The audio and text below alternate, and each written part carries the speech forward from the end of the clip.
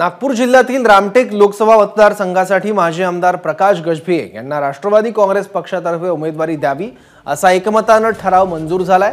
रवी भवन इथल्या कार्यकारिणीच्या बैठकीत हा ठराव मंजूर करण्यात आलाय। दादर येथील रेल्वे स्थानकाला डॉक्टर बाबासाहेब आंबेडकरांचे नाव म्हणजे डॉक्टर बाबासाहेब आंबेडकर रेल्वे स्थानक द्यावे असा ठराव मी सभागृहामध्ये मांडला।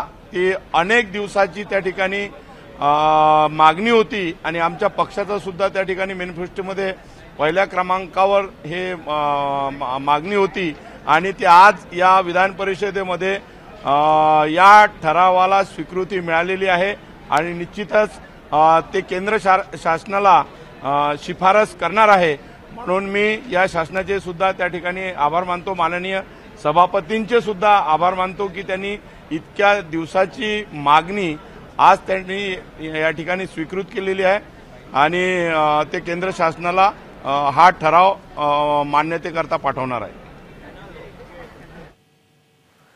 याबद्दल आणखी माहिती घेऊ, आपले प्रतिनिधी तुषार कोहे आता आपल्या सोबत आहेत। तुषार, प्रकाश गजभिये यांची उमेदवारी आता जवळपास निश्चित झाली आहे? निश्चित झाली असं म्हणता येणार नाही। फक्त राष्ट्रवादी काँग्रेस शरद पवार गटाने रामटेक लोकसभा संघावर दावा केलेला आहे। प्रकाश गजभिये हे विधान परिषदेचे राष्ट्रवादी काँग्रेस शरद पवार गटाचे आमदार आहे आणि रामटेक हा लोकसभा मतदारसंघ अनुसूचित जातीसाठी राखीव आहे।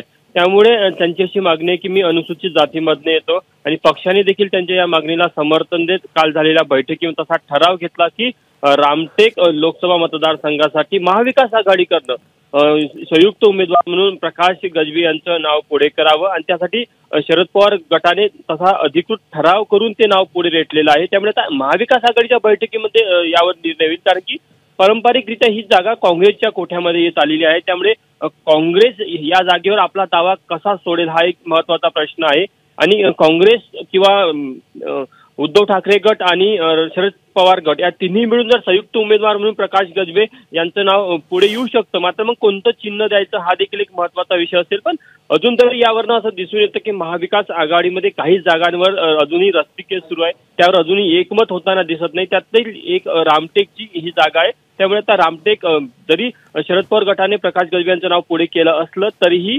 महाविकास आघाडीमध्ये नेमका काय निर्णय होतो आणि कोणाच्या कोट्यात ती जागा जाते हे काही दिवसात जरी स्पष्ट होणार असलं तरी अजून तरी सध्या म्हणता येणार नाही की प्रकाश गजभिये यांची उमेदवारी स्पष्ट म्हणजे अंतिम झाली किंवा त्यांचं नाव फक्त त्यांच्या गटांना पुढे केलेलं आहे। महाविकास आघाडीच्या जागेमध्ये यावर अंतिम निर्णय होईल। बरोबर, जागेवर दावा केला एक प्रकारे शरद पवार राष्ट्रवादी गटाने। धन्यवाद तुषार या माहितीबद्दल। एबीपी माझा, उघडा डोळे बघा नीट।